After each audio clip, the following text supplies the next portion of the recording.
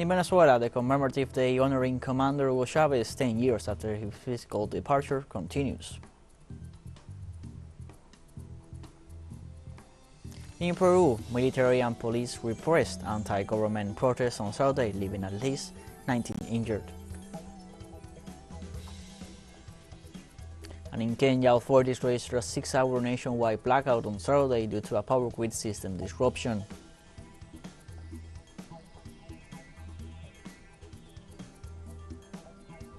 Hello, welcome to From the South. I'm Luis Alberto Matos from the TeleSUR studios in Havana, Cuba.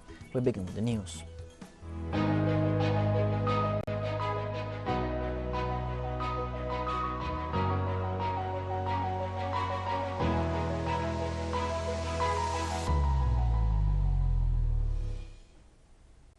In Venezuela, the commemorative day honoring Commander Hugo Chavez 10 years after his physical departure continues. This Sunday, the official event takes place at the Cuartel de la Montaña in the La Planicie sector between Monte Piedad and El Martillo neighborhoods. The ceremony was attended by members of Commander Chavez's family, members of the Venezuelan government's cabinet of ministers, and several international guests, among which stands out former presidents and friends of Hugo Chavez. The event began with an opening speech by Chavez's brother, Adán Chavez, representing the revolutionary leader's family. During his speech, Adán Chavez pointed out that 10 years after the physical departure of his brother, the people of Venezuela have the commitment to strengthen the popular unity, as well as the vanguard of the revolution in the country and in the world.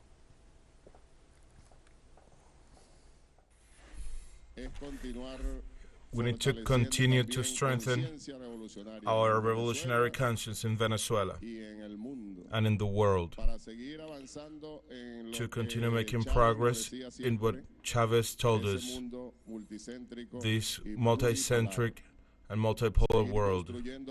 We need to continue building together with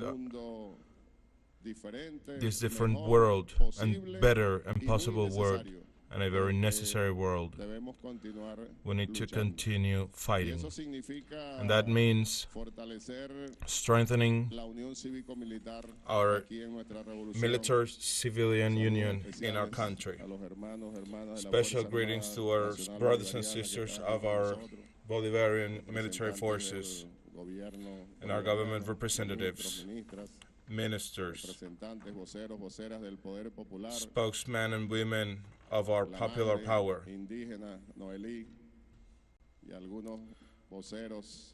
indigenous leaders, and spokesmen and women of those communities here with us today. The day began with a visual at the Cuartel de la Montaña, illuminating the sky of Caracas from the Pantheon where Commander Hugo Chavez rests. The Venezuelan people, together with the leadership of the United Socialist Party of Venezuela and several international guests, held the vigil inaugurating the last day of the posthumous tributes.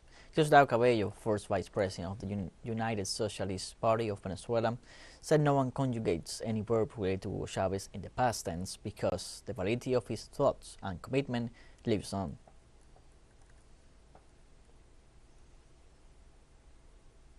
TeleSUR team, following in the footsteps of President Hugo Chavez, arrived in the town of San Diego, in the state of Carabobo, where there is a space dedicated to family agriculture and travel books. Our special correspondent Alejandro Kirk reports.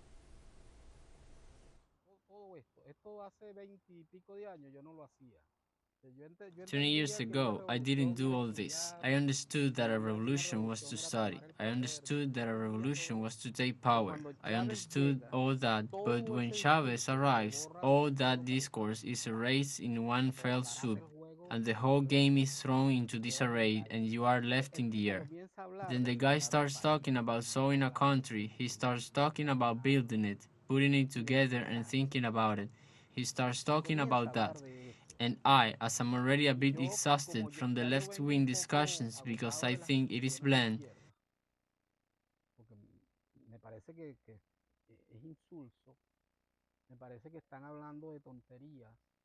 because it seems to me that they are talking nonsense, that they are not talking about serious things, where the great majorities are incorporated, that we didn't understand that discourse, even if we were disciplined militants of the discourse. The practice didn't correspond to anything. But when Chavez arrived, despite the fact that, as I explained before, the idea of the left as an important ally to carry out his plans, his discourse and his actions were radically different.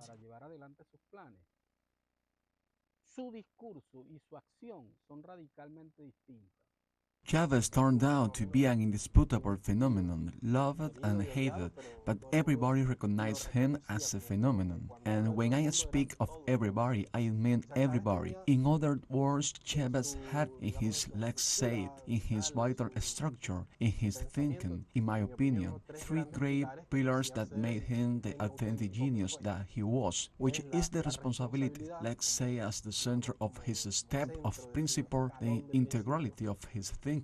That is his way of understanding the world, of understanding the problem, of understanding the system, of understanding the people in an integral way, not segmenting, not separating, no, not fragmented. And the universality of his proposal are three elements that went together, one present more than the others depending on the occasion.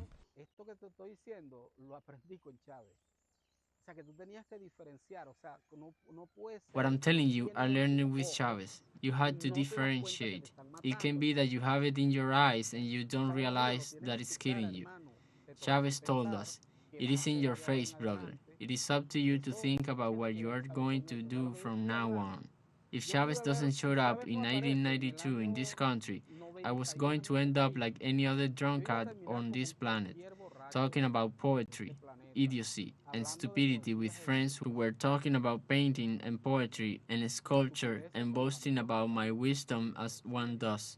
Ambitioning prizes, statues, microphones, platforms, you understand? One could have ended up there easily if Chavez didn't show up.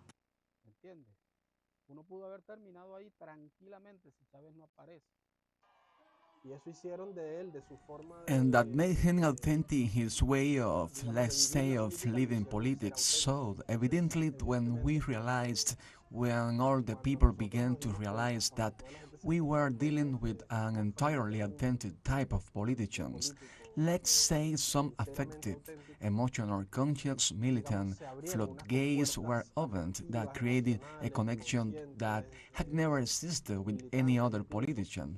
So what you call that people felt that they own Chavez, what it really means is that it felt part of that way of understanding themselves.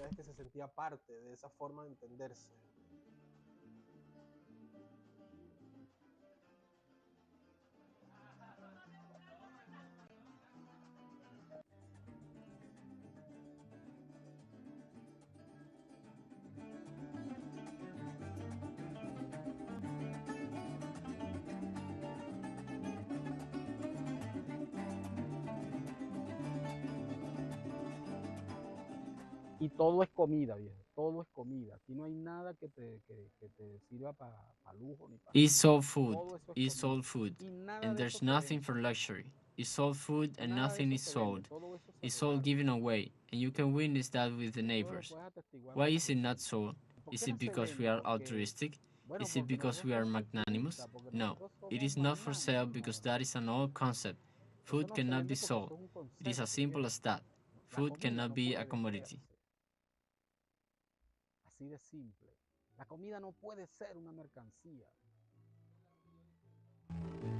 Siguiendo la huella de Chávez, desde el estado Carabobo, Venezuela, Alejandro Kirk, TeleSUR. Nicaragua paid tribute to Latin American leader Hugo Chavez to commemorate 10 years of his entrance to immortality. There was a Venezuelan general music concert at the Rubén Darío National Theater in Managua. The country capital's young members of the Leonel Rugama cultural movement and other national artists performed several songs in tribute to the revolutionary leader burning the plains of Barinas in the west of Venezuela. General music was very special for one of Latin America's most influential figures of the last years. Several diplomats, politicians, and the Nicaraguan people attended the event. Let's take a short break, but first remember you can follow us on TikTok at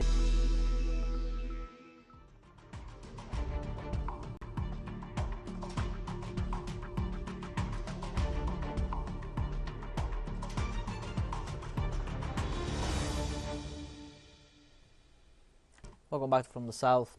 On Saturday, Peruvian military and police repression against anti-government protests left at least 19 injured. During July alone, in a southern community from the department of Puno, health authorities confirmed 16 wounded, among which there was a 13-year-old minor and a 68-year-old adult. The peaceful protest demanding President Boluarte's resignation, the closure of Congress, and a new constitution was violently repressed by the army and the police. Even a helicopter was used to repel the population demonstrated against this disproportionate use of force.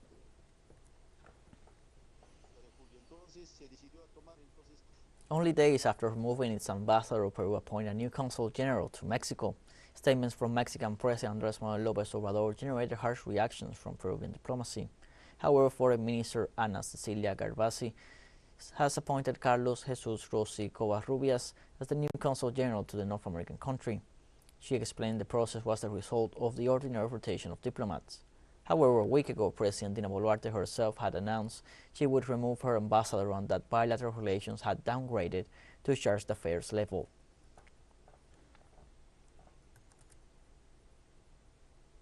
President Gustavo Petro attended on Saturday the funeral of Police Superintendent Arley Monroy, one of the two fatal victims of the farmer and indigenous protests against an oil company in the department of Caqueta. The ceremony for Deputy Superintendent Arley Monroy, one of the victims recorded during the farmer and indigenous protests against an oil company in the department of Caqueta, took place at the Police Religious Center in the Colombian capital, Bogota. The President went there accompanied by the Chief of Staff, Laura Sarabria, and the Minister of Defense, Ivan Velázquez. Sub-Lieutenant Monroy was part of the mobile anti-riot squadron that intervened in the protest, in which a farmer also died in circumstances that have not yet been clarified. Polling stations in Estonia opened their doors on Sunday to elect the 101 deputies of parliament. It is the first national election since the beginning of the conflict in Ukraine. According to early surveys, these elections could strengthen far-right nationalists who have campaigned in opposition to further arms shipments to Ukraine. Prime Minister Kaja Kallas' center-right Reform Party would win the election according to polls, but will probably have to form a coalition to stay in power. Estonia is a nation of 1.3 million people bordering Russia and a member of the European Union and NATO. So far, the government has sent military aid to Ukraine worth more than 1% of its GDP, the largest contribution of any country relative to the size of its economy. The next coalition could be a little more tolerant towards everyone. It should consider not only elderly and children, but the views of all the population. We shouldn't stay too conservative in a changing Europe. For the past few months, we have seen our current Prime Minister think more about some other countries rather than the Estonian people. But ECRET stands for the Estonian people, and the Center Party thinks about the Russian speakers.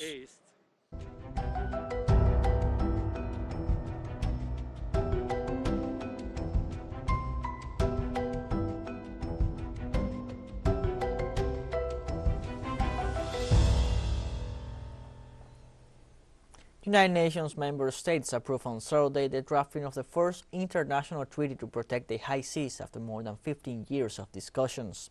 The document is considered essential to conserve 30% of the planet's land and oceans by 2030, as agreed during the United Nations Conference on Biological Diversity, COP15, held last December in Montreal, Canada.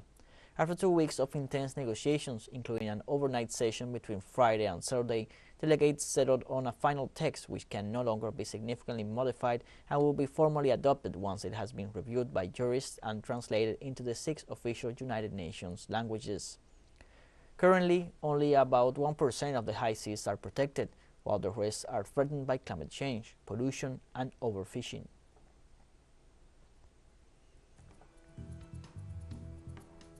TeleSUR English continues to grow. You can now tune in from 33 different African countries through StarSat, dial 461, and enjoy our Latin American alternative broadcast. One final short break and we'll be right back. Stay with us.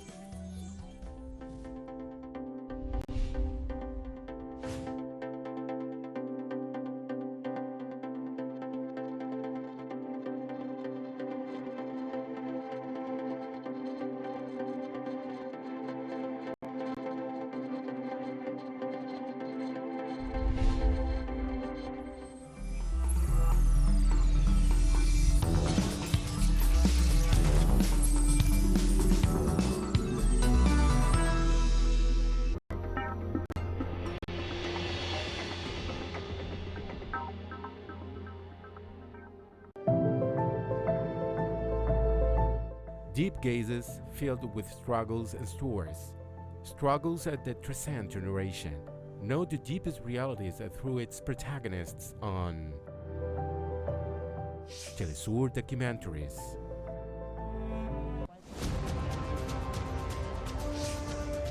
Sunday. Only on TeleSUR.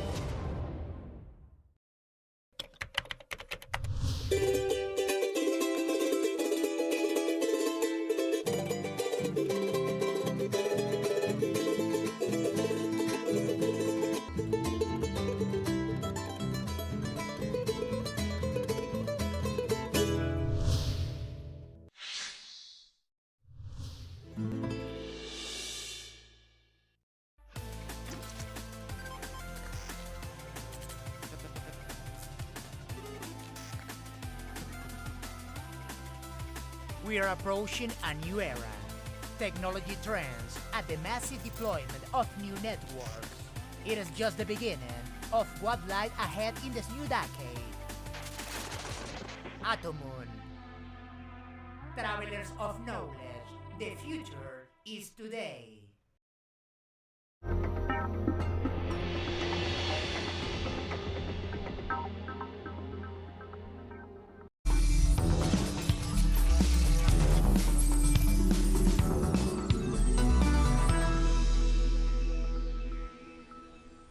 Welcome back from the south. Kenya suffered a nationwide blackout on Saturday due to a power grid system disruption that lasted more than 6 hours. The incident has been described by the energy company Kenya Powers as a disturbance of the power grid system. Massively, the users reported through the social networks the power outage. Hours later, the company confirmed the serious failure. According to industry officials, service was progressively restored in towns such as Nakuru and Kisumu, but it was not until after midnight on Saturday that the company confirmed the power was 100% operational. Some legislators assured that they will ask for explanations from the executive.